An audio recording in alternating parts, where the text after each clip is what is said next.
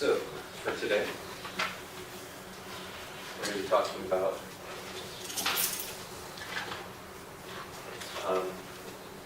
Arrow securities. And this is kind of one of the main topics that I want to get to for this course. And before we talk about Arrow securities, we'll talk a little bit more about portfolios and talk about what are called arbitrage portfolios.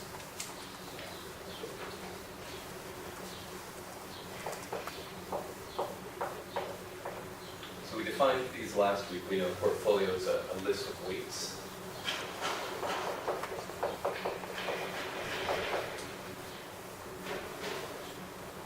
You have n weights, assuming that you have n different securities that can go into your portfolio. And by assigning all these assets a collection of weights, we're going to take a sum and essentially create our own sort of hybrid asset where we put a bunch of assets into one, right? And so the notation that we use for that, if AI, then to create a new to create an actual portfolio, you take the sum of the cash flow vector times the weight that each vector contributes towards your portfolio.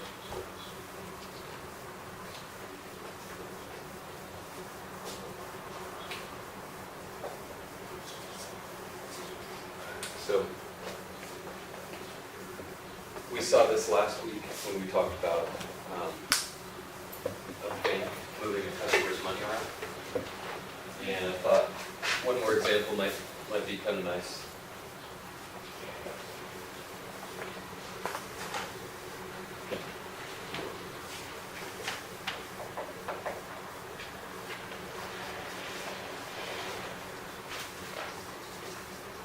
So let's consider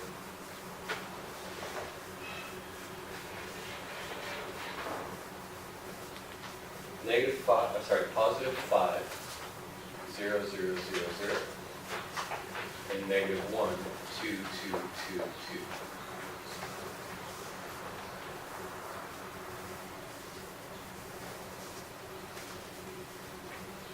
So these are the two assets that we have. And let's suppose that we form a portfolio by taking one of each.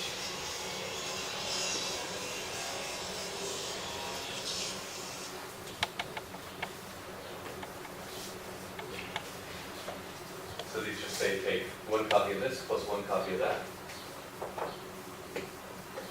for a total of 4 units in the first position. One copy of this plus one copy of that gives us 2. One copy of this and that gives us 2. So it's 4, 2, 2, 2, 2.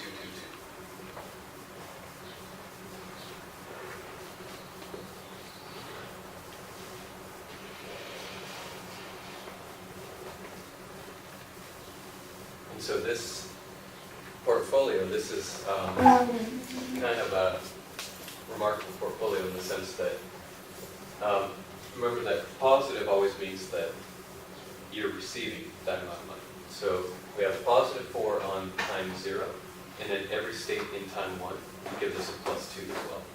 So whenever you see a positive in the first entries, that means that you borrowed money.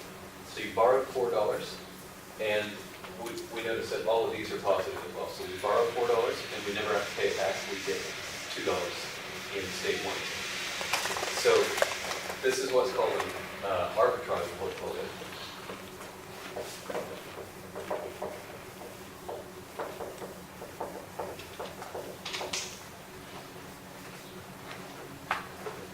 This, even if this exists for a very, very short period of time, right? That's right. Yep.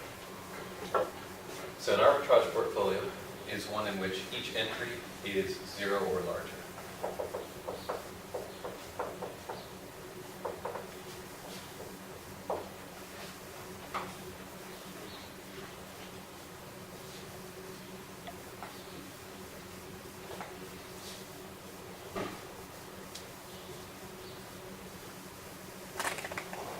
And this essentially represents free money, right? We borrowed $4 on stage 1. We never have to pay it back, and we get $2 extra. Yeah, sorry, borrowed $4 in time 0, and we get $2 extra in time 1. So I was working on that Ruby with the same idea, and Matt said, "Where can I get one of those?" Right? It's pretty much just free money, and so.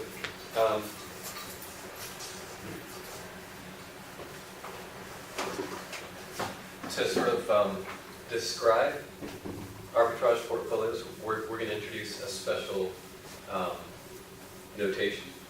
And this notation, it's inequality notation applied to vectors. Okay? And these are not standard. You'll read in the reading selection that these are not standard. But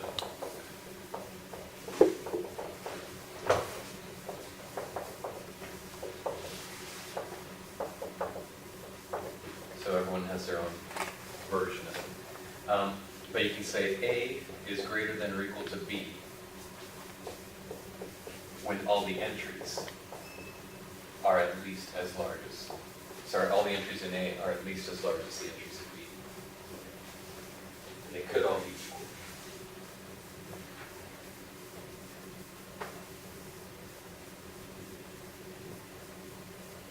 Hey, just one question. If you go back to the arbitrage portfolio, you have 2, 2, 2, 2. This has been bothering me for a while. Was there weight? Was there a percentage of outcome? Or do they have the same, like 25% outcome? The probabilities? Probabilities, yes. The probabilities at this point have not been introduced. Okay. So yeah, that's something that in a later analysis we're going to introduce probabilities. So that's the first inequality notation. The next says A greater than B whenever AI, the entry, is at least as large as BI, and at least one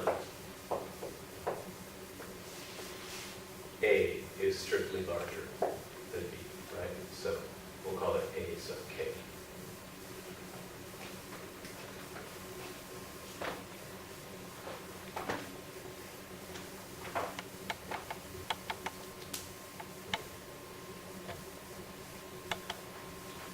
And then the much greater than symbol says that every entry in A is larger than the corresponding entry in B.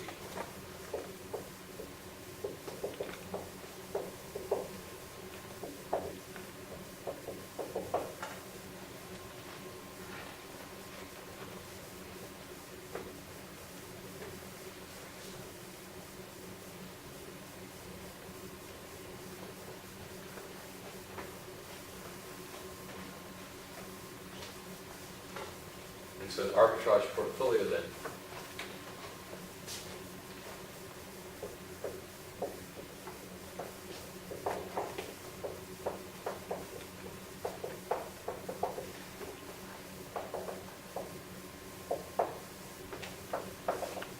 is one for which AIXI is larger than 0.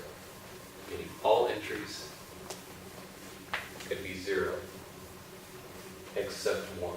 At least one entry has to be larger than 0.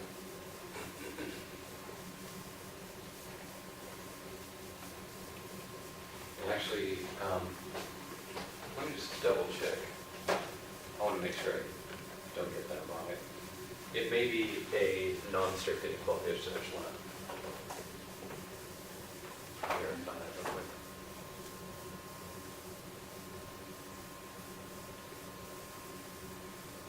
Yeah, no, it is. It says strict inequality. Okay. All right, good. So, just like you were mentioning, Lauren, these arbitrage portfolios, basically, if one of these things were available, then everyone would start buying it. And once people start buying it, it's going to affect the prices. So, the iron law of theoretical finance, as stated in Casey Borger, is that this scenario is assumed to not happen.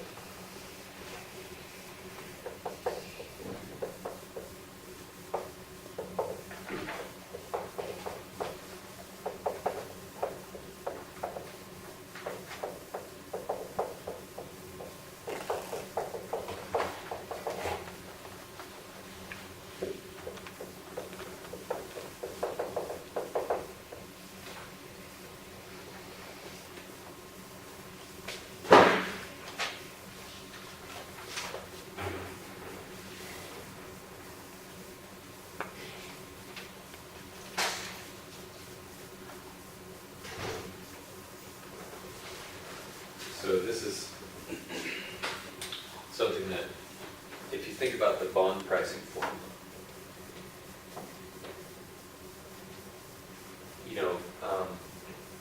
you have this sum of future cash flows, right? You've got payment 1 discounted at year 1, payment 2 discounted over 2 years, payment 3, payment 4. So you have this sum of payments all discounted back to the present.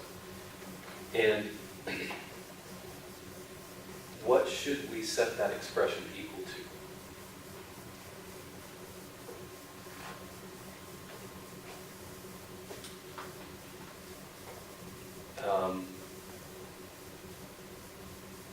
It's certainly equal to a price, but what price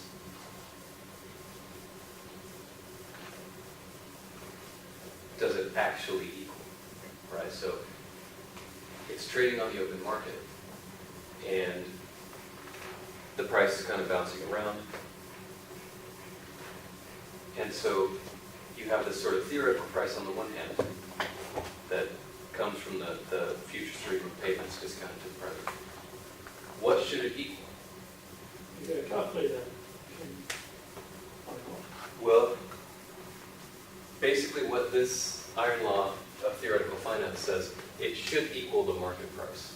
Okay. Right, because if the true net worth of that bond was something different than what the market price is currently selling for, He's gonna balance out. yeah, then you'd have an arbitrage opportunity. You could buy one, sell the other, or sell one and buy the other. So you basically get the other side of the equation. I have a really hard time explaining this idea, and I wish I had a better way of explaining it, but basically that's what this does for us. Is it kind of gives us the other side of the equation. We have this future stream of payments, we discount it back to the present. What should it equal? Well, it should equal the price, right? So basically that's what this says. It says the current market price is equal to the value of the asset, because if the value and the price were different, then an arbitrage opportunity would have come. You can exploit that difference. So I'm not sure if that helps at all.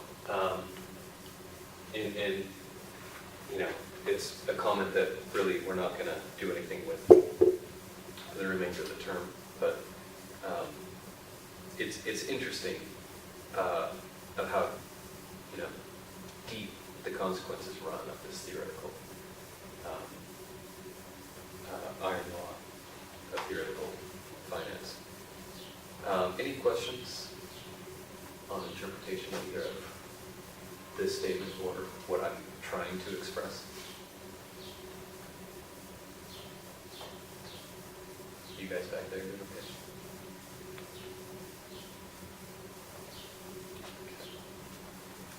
All right. So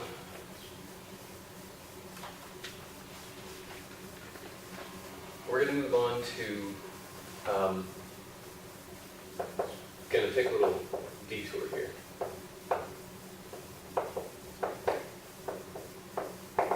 We're going to talk about something called Steenka's theorem. And I've tried for a long time to figure out how to pronounce this guy's name. And that's the best I can come up with, is Steenka. I even looked up on Ancestor.com, trying to figure out where he was born, who his parents were, so I can figure out how to pronounce it. And I couldn't find anything, unfortunately. He was in the particular database that I was looking for, but I couldn't figure out where his parents were from. So I'm just going to say Steenka's theorem. And it is a result purely from linear algebra. There's no finance in here. Let A be an n by m matrix.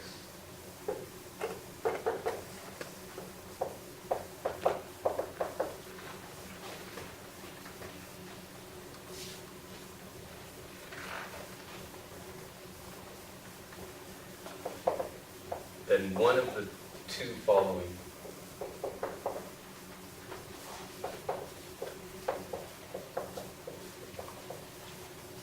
must hold.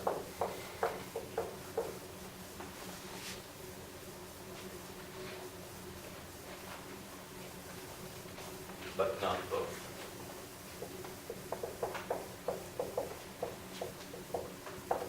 So they can't occur simultaneously, but one of them must hold.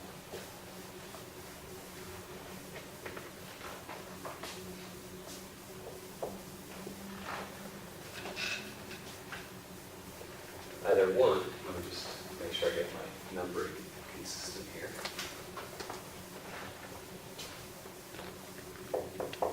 AX greater than 0 has a solution.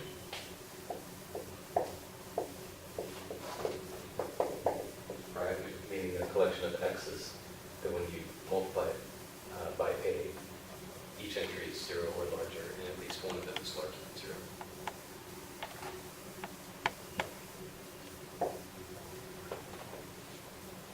Or 2, the system of equations y a equal to 0 has a solution.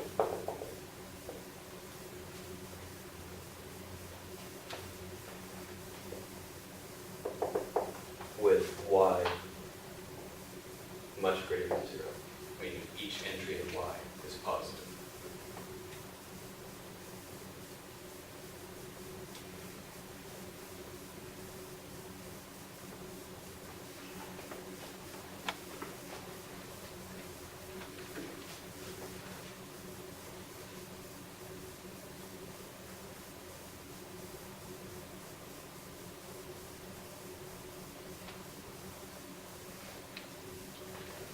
The type of objects are X and Y? They're vectors. You can think of them as cash flow vectors. Yeah.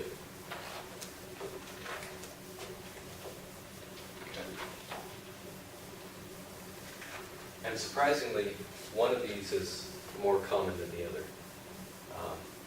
We'll, as with the examples, we'll maybe make some comments as we go.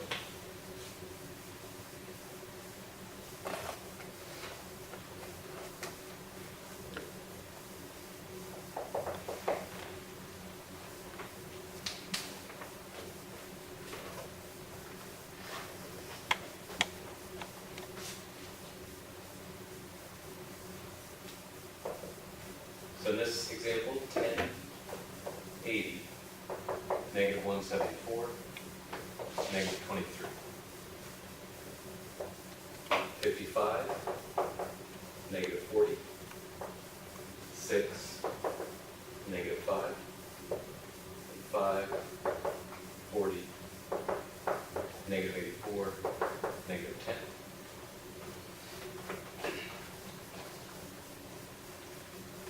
Question, if I may. On condition 2, I'm not so familiar with vectors. Is there a zero product property that could be? There's not, actually. There's not. Okay, thank you. So, suppose that we multiply this matrix on the left by the matrix 1, 1, negative 1, 1.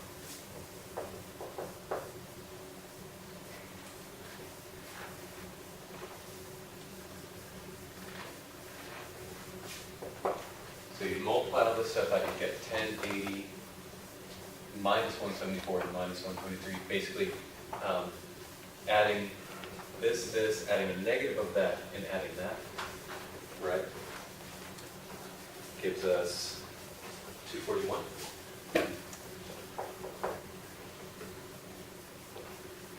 Adding one copy of this, one copy of this, negative one of these, and one of these gives us 4.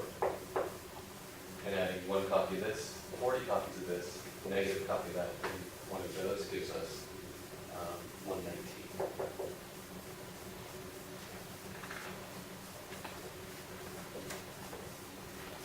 So that's case 1.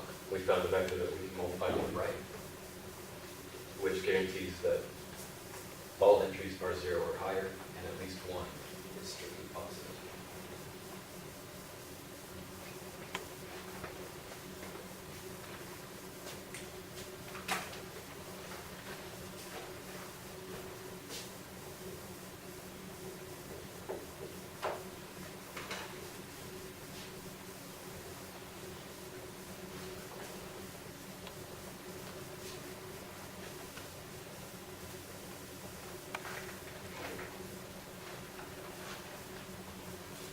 So, let's consider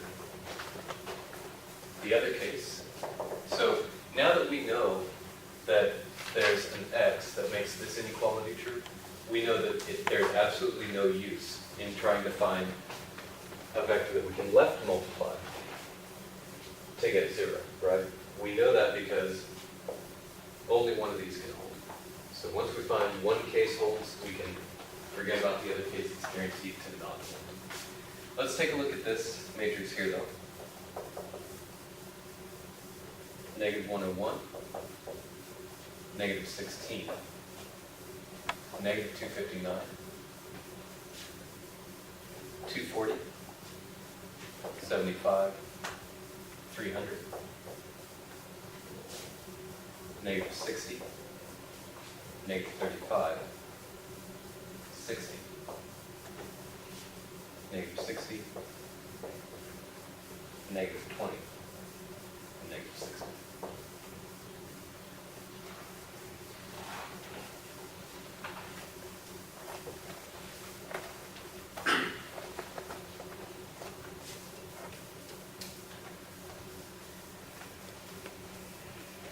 And let's left multiply by this vector here, y equal to 60, 50,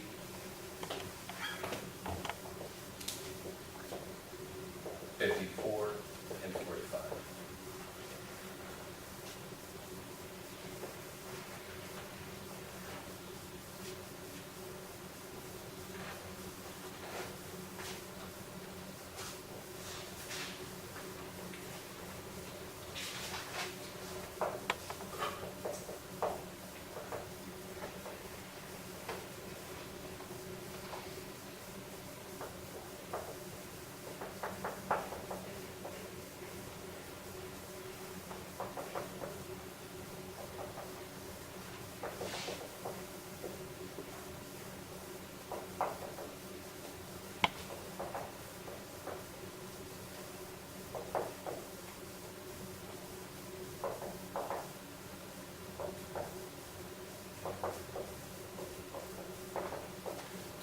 So left multiplication, we're going to basically turn this vector on its side. We're going to match up all four components here with all four components here. So multiply these together, multiply these together, multiply these together, multiply these together.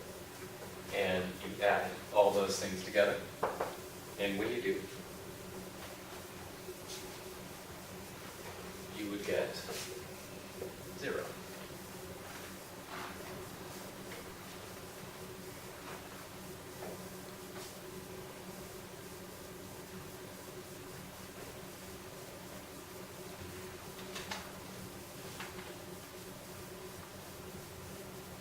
Match all four of these components with all four of these components. Multiply this with this, with this, with this, and add all those together. And sorry, I'm writing this the wrong way. This should be 0. And then multiplying all those together and adding gives you 0. And multiplying all these with these.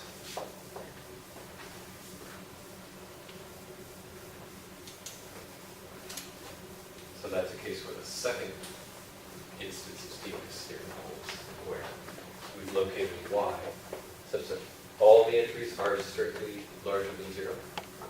And when you left multiply y with a, you get all 0 entries.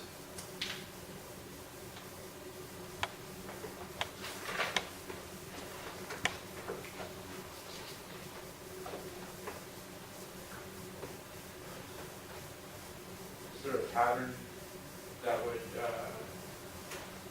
let you determine if this is going to be the case ahead of time?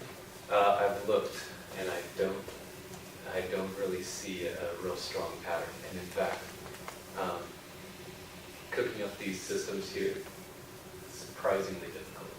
Yeah, I would imagine. Yeah, I found a way to do it where you basically work backwards from a certain condition, then you can work backwards from there using just row operations and adding things and rescaling things. So did you, when you create these, you had to discover the x or y vector depending upon your condition you wanted to have of these? So what I did is I actually started at the end and I went backwards. And so I know the condition on y is that all the y's have to be positive.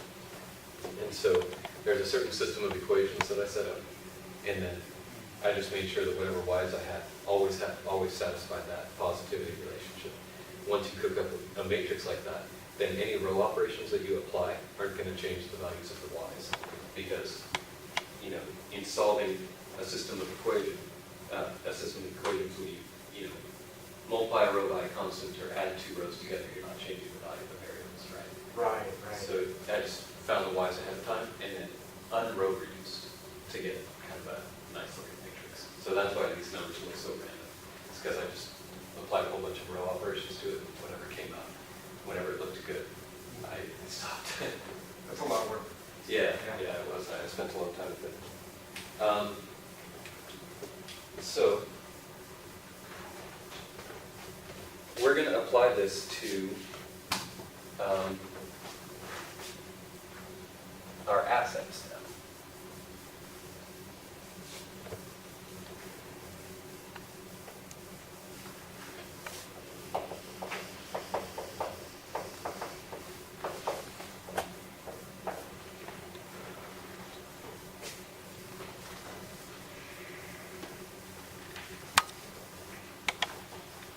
So we're going to assume that each of these columns essentially represents a cash flow vector, right?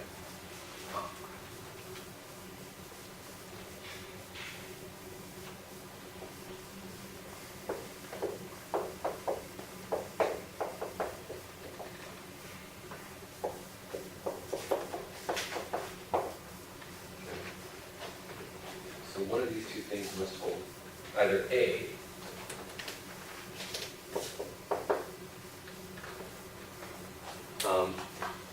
arbitrage portfolios exist.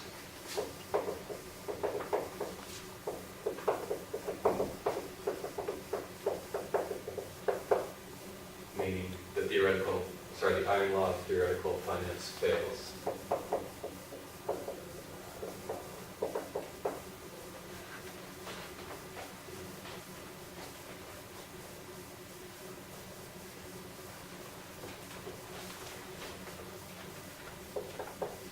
Or B, there exist numbers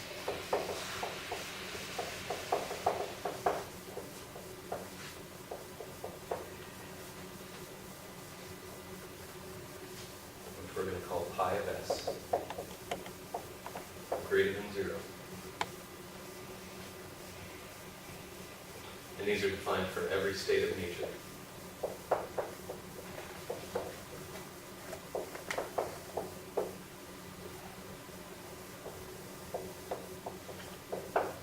Such that the following relation holds for all assets.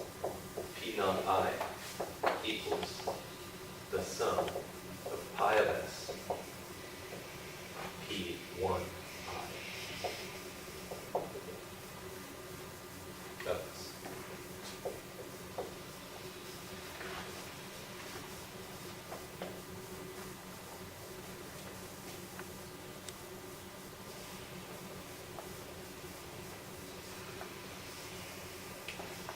So these numbers, these are the numbers that this theorem is going to guarantee that we can always find. Okay. This equation, what it says is that the price we pay today for asset I is equal to a sum over all states of nature of all the prices that we see in the future. Right? So you've got, price one, first price for the first state, the next price for the second state, next price for the third state, and you're going to weight those prices in a special way. By weighting those prices in a special way, that gives us the value that we paid today to own. How do you find the pi s? We're going to see. Yeah. Okay.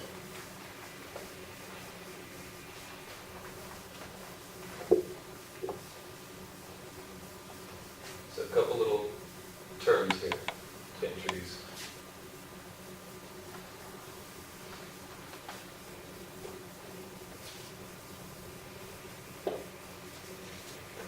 So pi of s are called the arrow prices. And you should note that these are independent of the security. So each of these assets has the same set of pi of s's. And so the same pi of s's work for all i's. So these are called arrow prices.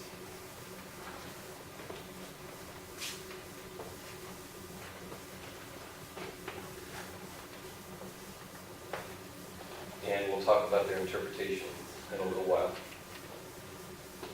So let's take a look at an example where we actually go through and compute these things.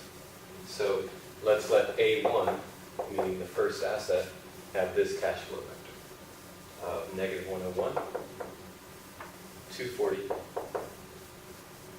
negative 60, negative 60.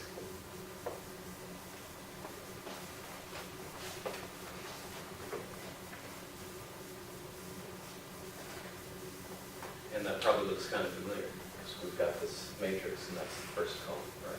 So that's what I was talking about before. So basically, this is a collection of cash flow vectors. Cash flow vector for asset 1, asset 2, and asset 3.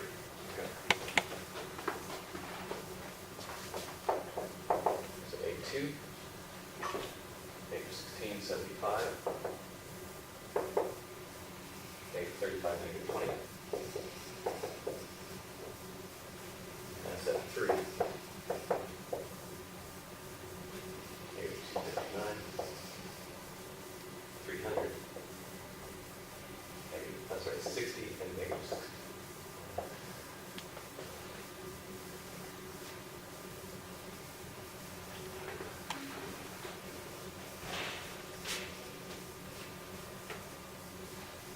Then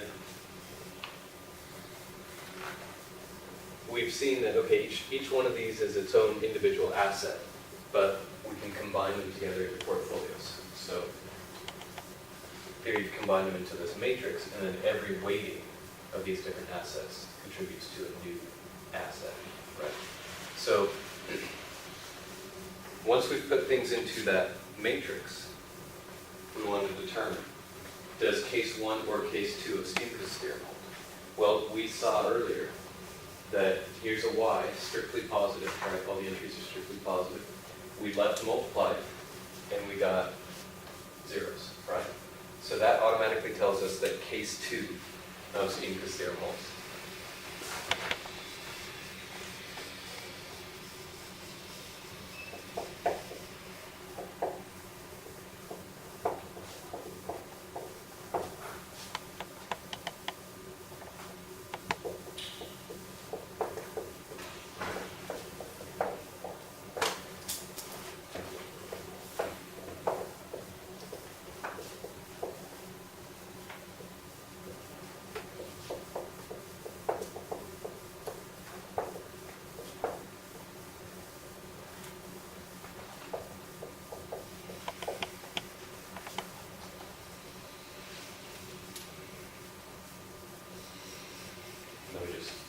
Just for a reminder, case 2 said that when you left multiply by a number, by a vector,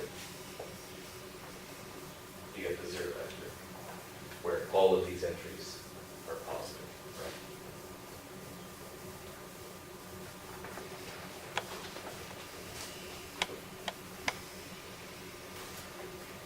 So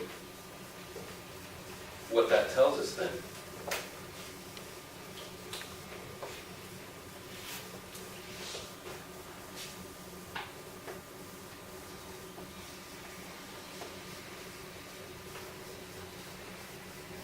is that when we left multiply this matrix by this vector, we get zeros, right? So what I'm going to do, I'm going to change that around to where instead of multiplying on the left by this row vector, I'm going to take the transpose of everything, which is where you switch rows and columns. So I'm going to take the transpose and turn that into a row picture for reasons we'll see in just a minute. So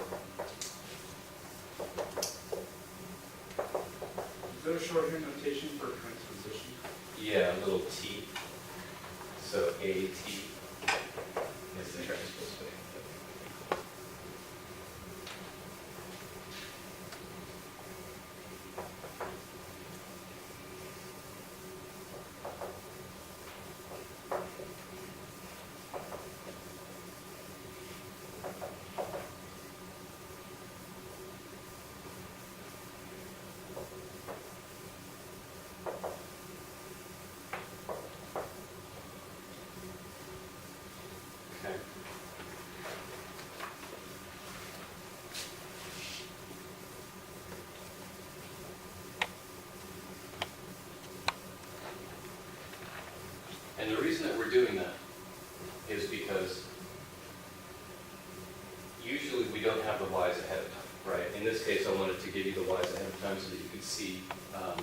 that second case what Steenke's theorem looks like. Usually you don't actually have these y's, right? So in this setting, you're going to left multiply by a collection of y variables. And so we're going to transpose that to a row picture just because we usually work row reduction,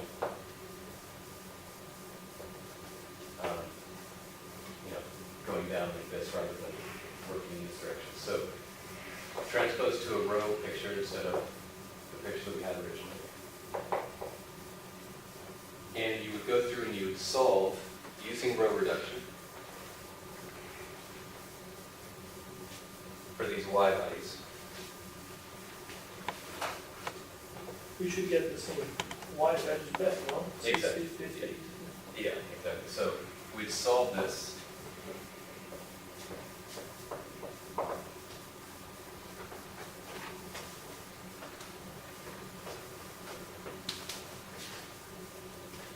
You'd get 1, 0, 0, negative 4/3. 0, 1, 0, negative 10/9. 0, 0, 1, and negative 6/5.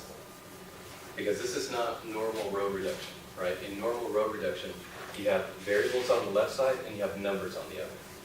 In this row reduction, we have all of these represent variable columns.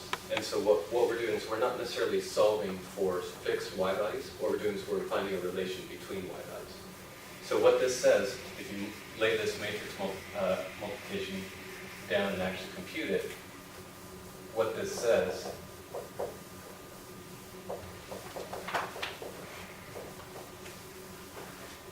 is that y naught minus 4/3 y3 equals 0. So it's a relation between y's instead of y's on the left, equal numbers on the right. It says y1 minus 10/9 y3 equals 0, right?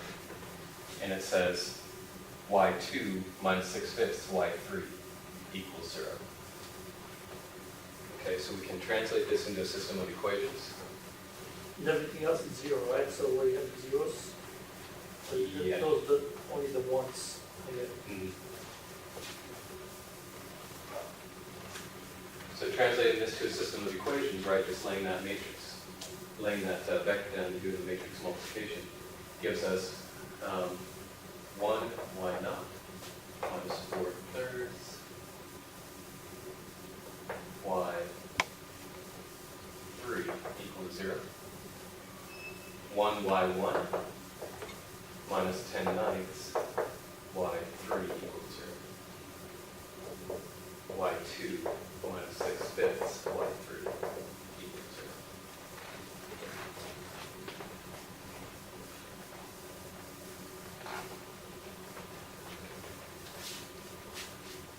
And so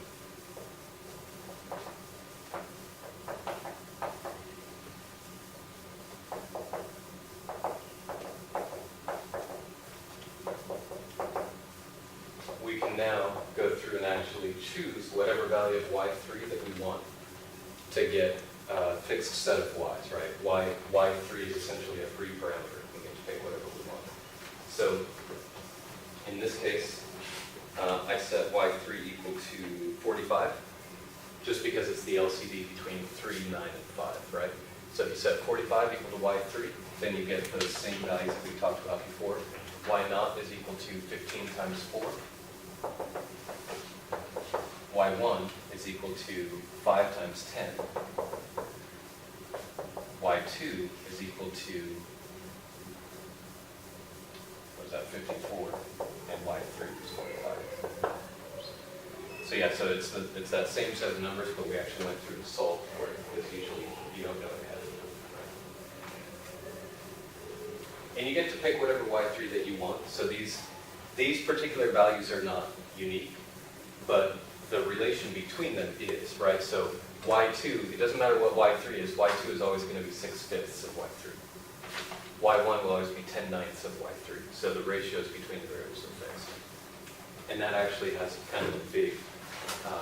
But these fractions are related to the cash flow vectors. Mhm. So if the cash flow vectors change, those fractions will change as well.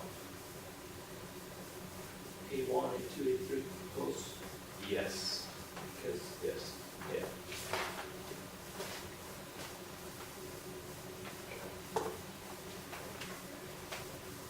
So, let's go ahead and recall what each of these things represent.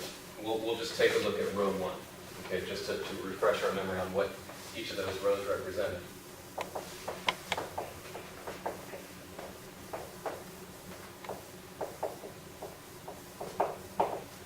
So this is negative P naught for the first asset. This is P1, this is P2, and this is the price in state 1, price in state 2, price in state 3, right? So row 1 represents negative 101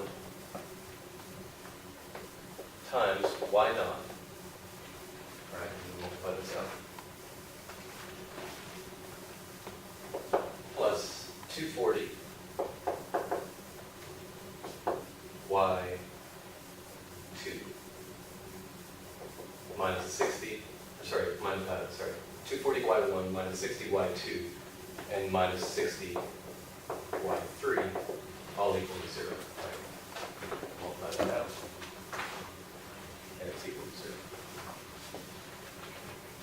And remember what we're trying to do here is we're trying to solve the equation. I'll say determine the equation given by P naught I, the price we pay today for the I asset, equal to the sum of these pi of s's times P1 I of s.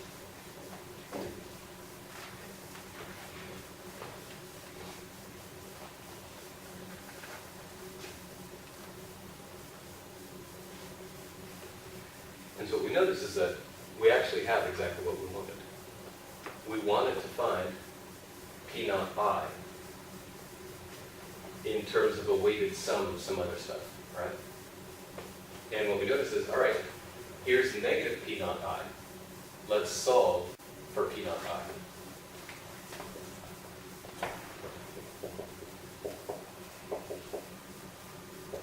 Right, because negative 101, that's negative of P naught I.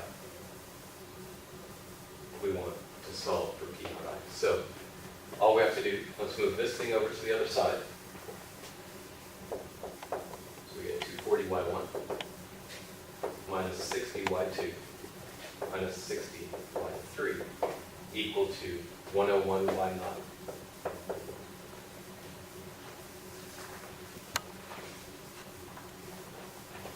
This is our P naught I, this is the thing we want. So clearly, divide through by Y0. 240 Y1 over Y0 minus 60 Y2 over Y0 minus 60 Y3 over Y0 equals 101, which is our P naught I.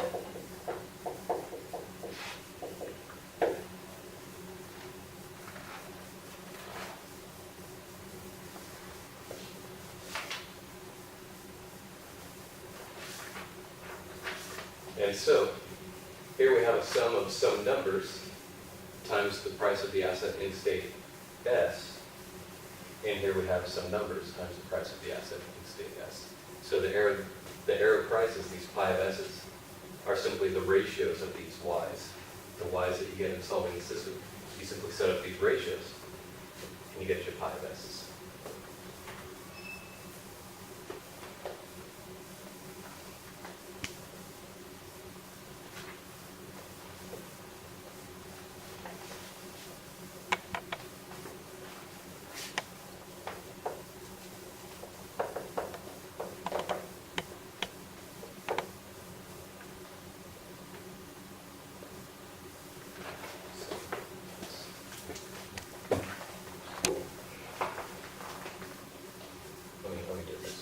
pi in state 1 is equal to y1 over y0. Pi in state 2 is y2 over y0. And pi in state 3 is y3 over y0.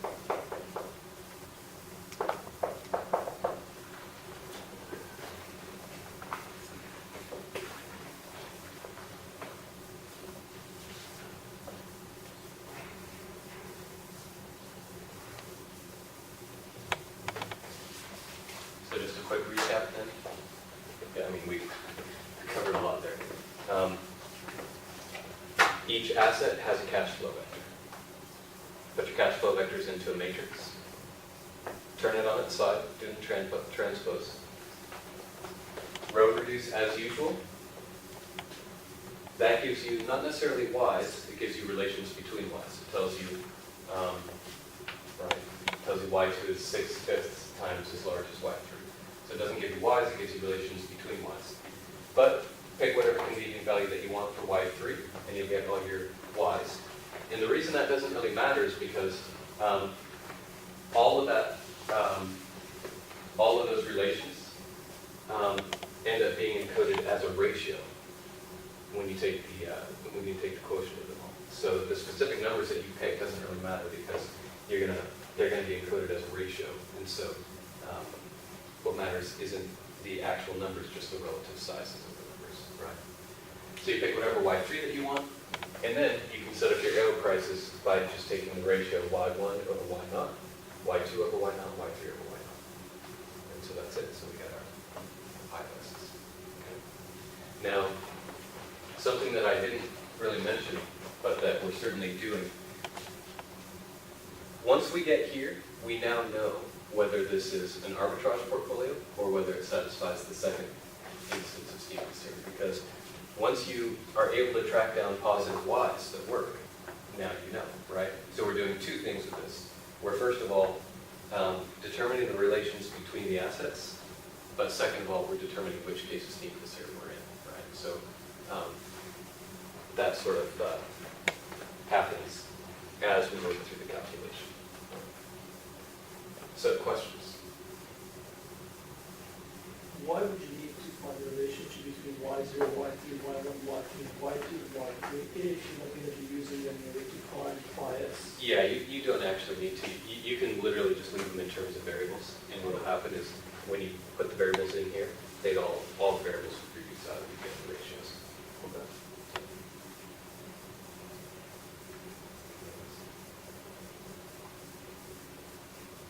Basically, you're saying that the ratio will be constant. It doesn't matter what variables we use for y1, y2. Correct. All right. So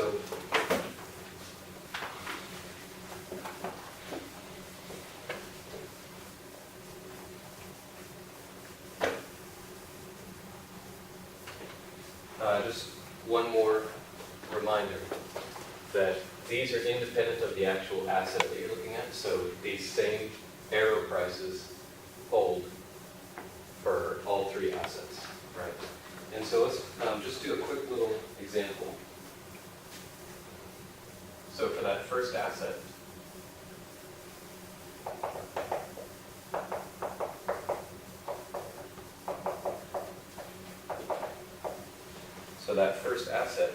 had a cash flow vector -101, 240, -60, -60.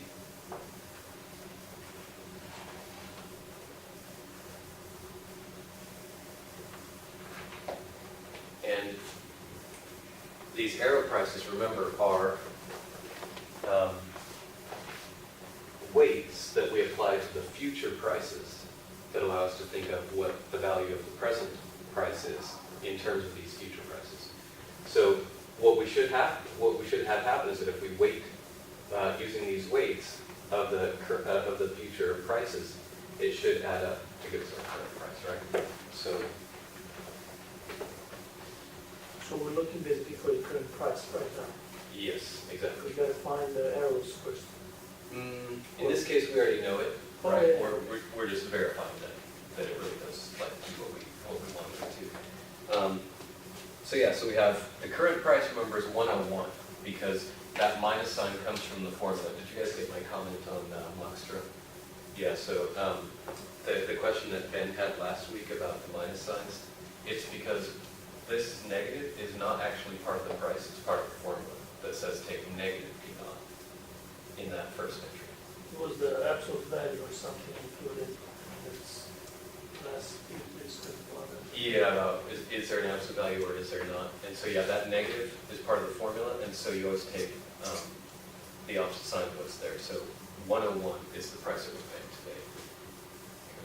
All right, so 101 should be equal to a weighted sum of these future prices, and so they're going to be weighted according to the arrow prices, which are 5/6 for state of nature 1. 5/6 times that price, plus 9/10 times the price in state of nature 2, plus 3/4 times the price in state of nature 3. And sure, you add all this stuff up, and you get 1.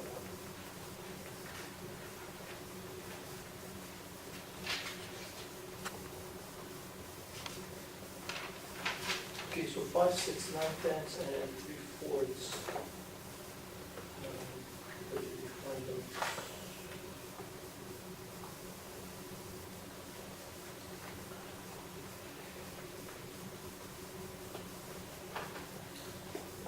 Yeah, looks like they're the reciprocals of what we have here. What's going on here is that, remember that in the arrow prices, we're taking y1 divided by y0. And so when you take y1 and divide it by y0, you end up with 4/3 on the bottom, and it flips. Yeah. Okay, got it. So we actually write those down.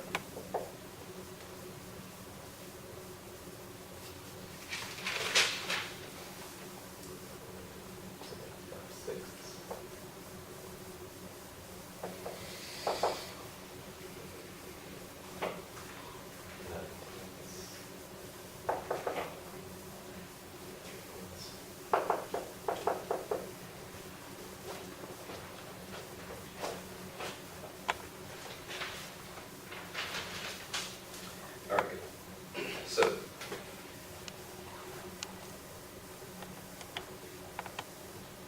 one thing that these pi of s, what really makes them so useful is that non-dependence on the asset, right? They only depend on the state of nature.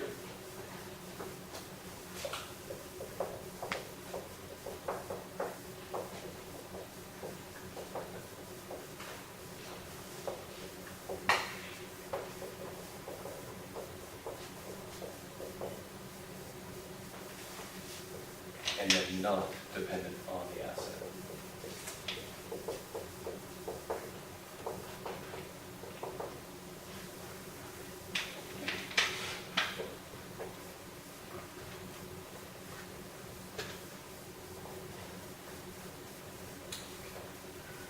And so what we're going to do, hold on to this thought for a second, and we're going to introduce a special new security.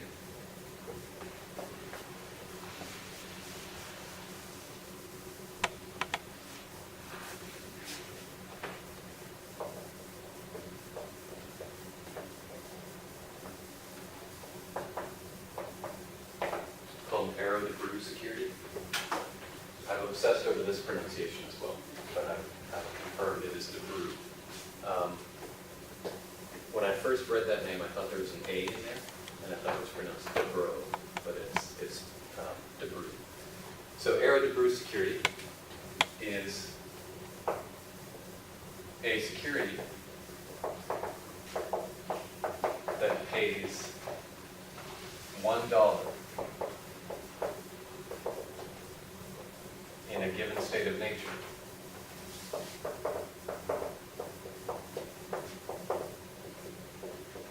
And $0 in all other states.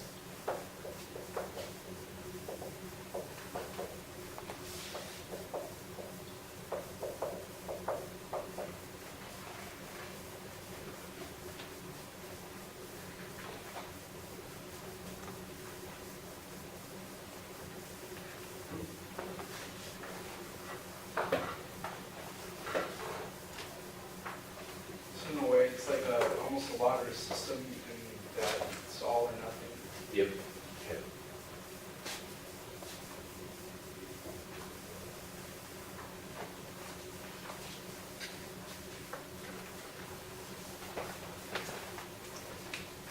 And so let's take a look at a typical type of Arrow-Debreu security. You pay some amount today, and in state of nature 1, you get $1. State of nature 2 and 3, you get 0.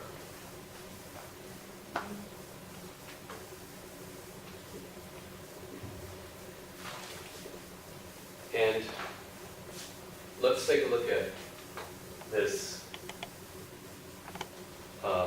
portfolio that we have. We've got this collection of assets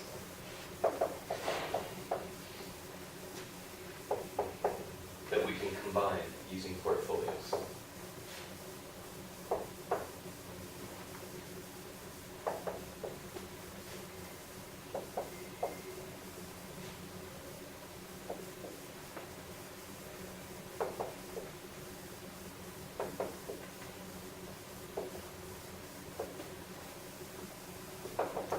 So we pick a portfolio that says I want this much of asset 1, this much of asset 2, and so on. And we want to know, is there a way that I can choose these weights for this portfolio to exactly cook up this arrow security? So that basically just amounts to solving a linear system.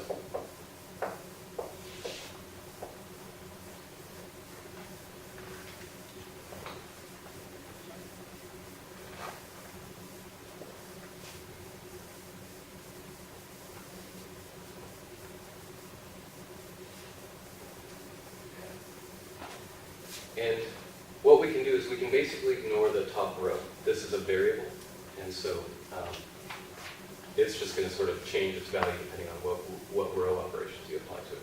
We can essentially ignore that top row, and we can just focus in on these next 3 rows, right? So we can solve for the x1, x2, x3 that give us 1 in state of nature 1 just by solving this 3 by 3 here.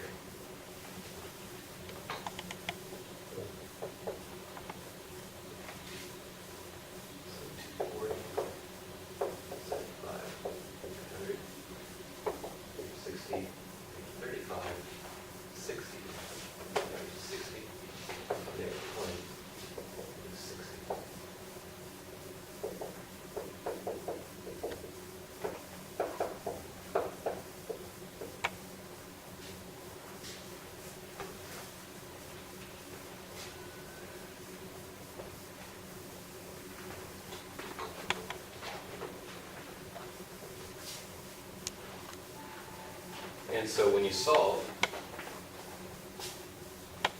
you find x1 has to be negative 11 over 60. x2 has to be 2/5.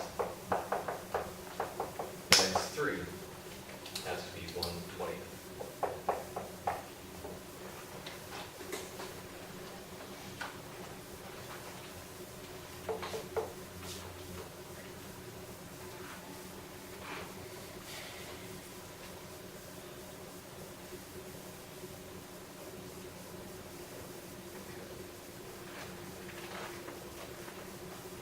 So you can solve for the x's, and then when you get them, you can plug them back into row 1, right?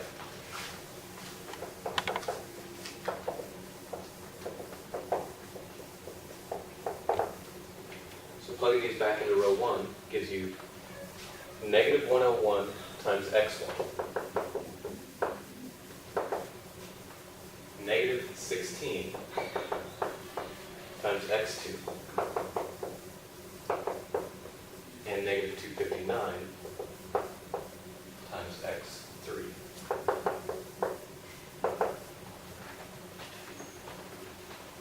And that should equal negative P0, right? So we find negative P naught then equals, when you add all this stuff up, negative 5/6.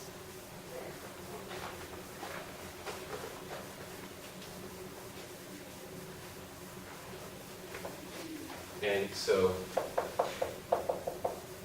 if you think back, what did that negative 5/6 represent? That represented, so it should be, yeah, negative 5/6. That was equal to pi of 1.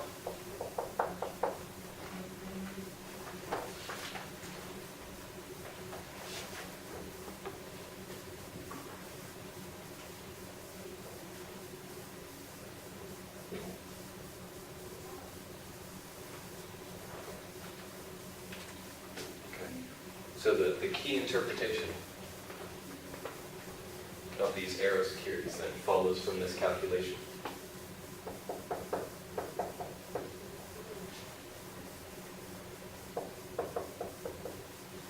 I1 represents the price we pay today to obtain a payout of $1 in state 1 and 0 in all other states.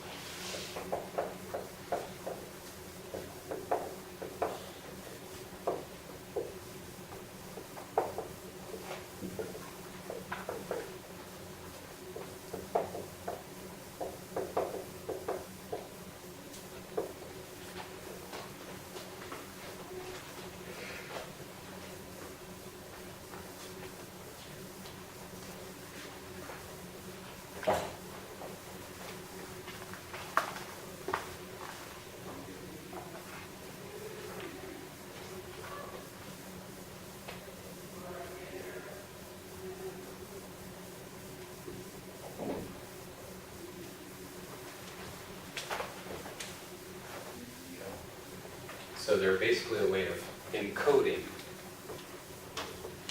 payouts in a given state. Pi of S is a way of encoding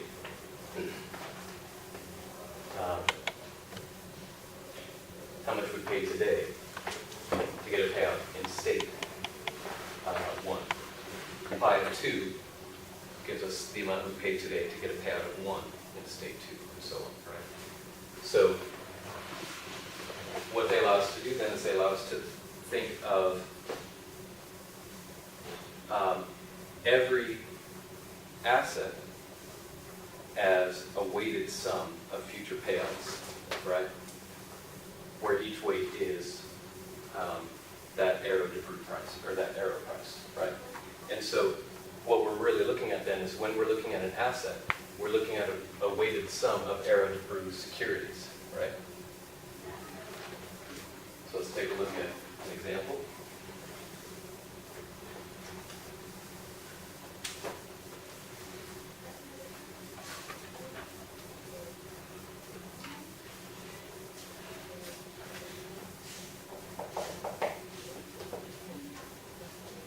Same initial cash flow vectors, but let's consider this set of future states.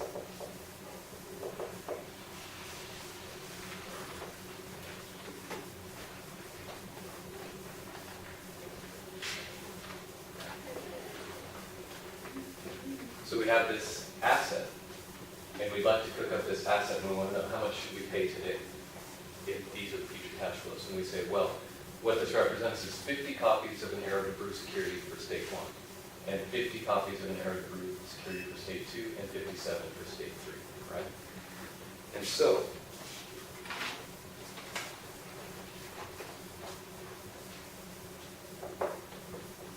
and represent it as that decomposition, 50 copies of the Arrow-Debreu security for state 1, where the price we pay today is that pi of S, that arrow price. So pi 1 was negative 5/6, and then we have a negative because it's a cash flow vector, right?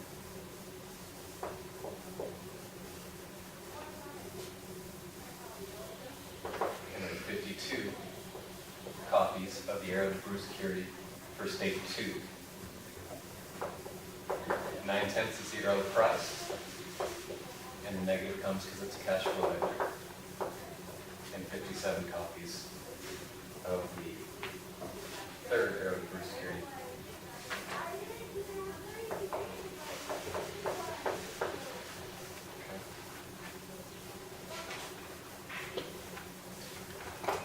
And so adding this all up tells us that we should pay a total of negative 131, negative 131.22 if we expect to get these future cash flows. 50 is state 1, 52 is state 2, 7 is state 3. So it essentially gave us a way of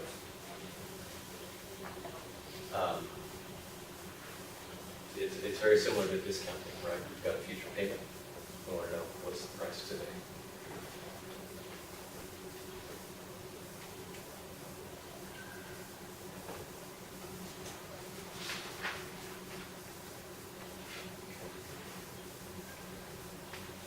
So I think we'll go ahead and hold off for now and let you guys rework some of this stuff and play around with it a little bit. And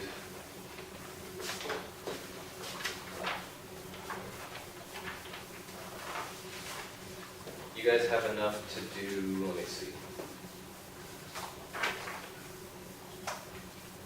Yeah, so